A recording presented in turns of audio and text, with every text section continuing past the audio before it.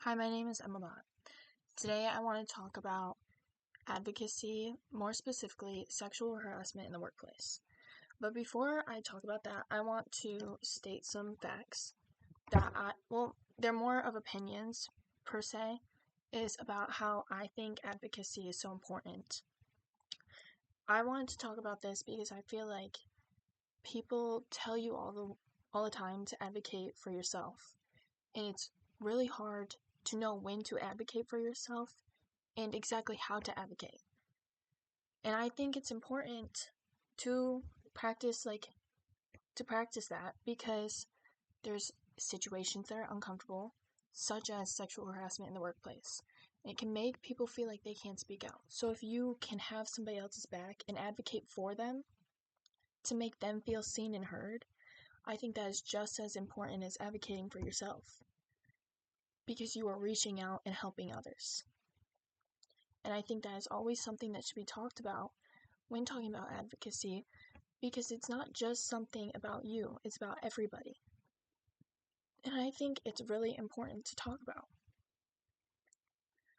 I myself have had people advocate for me and advocate for others. And personally, it was like I had a really hard time at my workplace for, I would say, like 6 or 7 months.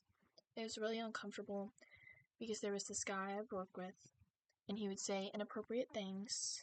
He would threaten to beat up my boyfriend if I talked to him in a rude way, which was not playing into the jokes he was making about me and making sexual comments about other girls. And I would say, hey, that's not okay. And he would say, well, if you're going to have attitude about it, then I'm going to beat up your boyfriend. And it was hard because I didn't know whether or not to advocate for myself because I understood that he had a life of his own. And I think that's hard when you're looking at it. Should I talk about this? Because is it going to affect him? Is it going to make his life harder? And I think it was really hard for me because I had to realize that in this situation, it wasn't about him. It was about how he made all of these women feel. I sat there and I worried about how he was feeling and how it made him feel when I was upset about what he was saying to me, or when I told somebody, or when I talked to other women and they were experiencing the same things, and some of them way worse than me. Like, he would just say stuff to me and it wasn't even that bad. And it's terrible to say that it wasn't that bad, but compared to what he was saying to these other women, I can say that, like, mine wasn't as bad as what they were getting. And it was really hard to, like, hear that stuff. Because before, so for background context, I've worked at my job for 2 years now. And when I worked there, I was, like, freshly 16. And I've just now, as of November, I turned 18. And he didn't start making these comments to me until I turned 18. And I brought this up to one of my coworkers whose boyfriend works there. And she was like, yeah, he was saying that he had this thing for 18-year-olds. And I was like, that's really weird. But then, like, he would message me on Facebook, and it got to a point where I felt really uncomfortable, and I just went and talked to him. But he would go out of his way to be rude to me and these other employees and make us feel less than, telling us that we couldn't do the job and that sort of thing, and it was really uncomfortable. And I think it was really hard when you have me, who's 18, I live with my parents, and I don't have that many responsibilities except for school. But then I also am looking at these women who have families and they have children, and they have to put up with this stuff because he thinks he can just walk around the workplace and do whatever. Originally, when I chose to do this assignment in this way, like picking this topic, nothing had been done. He was still working there, he was still harassing these women, but thankfully I can say that he is no longer working there. And I don't think it's right for me to sit here and talk about their stories. I don't think it's right for me to mention what they went through. But just to the extent There was touching with some of the women. He would touch them, say nasty things, talk about stuff he wanted to do to them. And it was weird. He would come up to their cars during their breaks. He would come up to my car during breaks and like tap on my window and say stuff to me. It made everybody uncomfortable. And unfortunately, nothing happened, even though we have like a boss that's underneath our boss. And then she has upper management too. And it got to the point where he was harassing her as well. And she brought it up and they said, well, did you instigate it?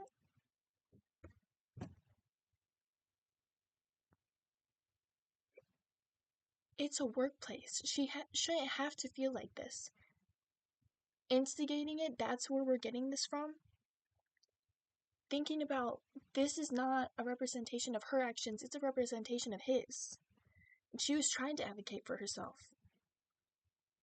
And it's so hard hearing that she really tried to advocate for herself and really tried to sit there and go, this is not okay and I'm not okay with this. And yet nobody was listening to her. Nobody was listening to her until I was sitting there talking to one of my coworkers and telling them how I felt so unsafe that I had to start carrying stuff with me, like pepper spray, because I felt like at the end of the day, if I said something he didn't like, I was afraid he would come at me at my car. And it was really difficult to tell somebody that. But when I told her that, her face kind of dropped. And you could see it that she realized that other people felt this way. And she went and she told our boss. And that's when stuff really happened. And I think at that point, I didn't realize that I was advocating for myself. But it was hard because then I have to sit there and I see, like, he posted on Facebook that he bought his kids' bikes for Easter. But then literally 2 days later, he was fired for sexual harassment. And it's hard to not feel bad for him because he put himself in this place. I shouldn't feel bad for him. I feel bad for those kids that he put in those positions. And I think it's hard to advocate for yourself and others when you have to deal with what other people are going through as well. He should not have said the things he did. I mean, he should have not said the things he said. He should have not done the things he did. There's no excuse for it. And I am thankful I had somebody to advocate for me and stand up and say that is not okay. I'm thankful that when I sat there and I watched all of these women sit there and talk to them, they listened. They listened to what they had to say, and it felt like what we were saying mattered. Because for so long, it didn't matter. For so long, I'm telling all these people, this is what he's telling me, this is what he's saying to me, and it felt like it didn't matter. And I think that was really hard, because to sit there and advocate for yourself and being told that it doesn't matter, or don't say anything about it unless it keeps happening, it's really hard to want to do it again. And I wasn't going to do it again. I wasn't going to say anything again. I wasn't going to go after him again because nobody was listening to me. So to have somebody advocate for me, it was good. It was good, and it made me feel like it mattered what I had gone through. It mattered what I heard and seen. It mattered what all these women went through, because it stopped him from doing it to other people. It stopped him from being able to do this. Because now, when he goes to get a new job, they have to go and they have to call his past employer and ask, what happened? Why isn't he there anymore? And he gets to save these people from this harassment. And I think it's really important. And I just think it's just really hard. I think advocating is hard, even if it's for a good cause. And it might not be for everybody, but I know I for some reason take other people's feelings to heart too much. When I should have been thinking about how it made me feel, I was concerned about how it would affect his life. And I think it's because it's like a lot of things that happened in the world, they're like, okay, this happened to you, but how is it making the other person feel? Not, this happened to you, are you okay? Are you okay? How can we help? It's, this happened to you, why did it happen to you? And I think that's a really hard thing to realize when you're advocating to yourself, is some people aren't going to listen. Some people don't want to listen. And some people will listen, but not do anything.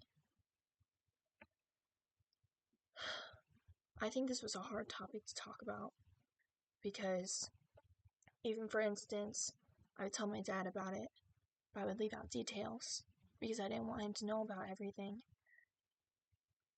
Because he's sitting there and he's telling me, you have to say something, you have to speak up. And there's only so much I can do because I don't have the power and control. And I think it's hard because there's only so much I could do. And I was really trying and I didn't want to disappoint him. And I think that's what made it hard. And so that's why I'm so grateful to the other women who stuck up for me and stood by me. Advocacy is important because now I get to feel safe in my workplace. It's important because all of these women don't have to be afraid to come to work anymore, or dread the day they come to work, or see on the schedule that he's working and not want to show up or call in sick, or have to go home and tell their husbands or boyfriends or fathers what happened. I think it's bad if they go home alone and they just have to deal with what happened alone. Everybody has a story and everybody is affected by everything. And I think it's hard, but sometimes it's okay for things to be hard because that's how life is. And you need to advocate for yourself because that's the only way it'll get done. And it's hard to say that because I only advocated for myself so much before I gave up. And it's hard to talk about because I'm disappointed in myself that I didn't advocate more for my coworkers and my friends. And I didn't. My dad will never know fully what was going on because I know he would be disappointed that I didn't stick up for myself more. And it's sad that I'm more sad about that than I'm sad that I didn't stick up for myself for me. I think advocacy is hard. And nothing's gonna change that. But that's okay. It's okay for life to be hard.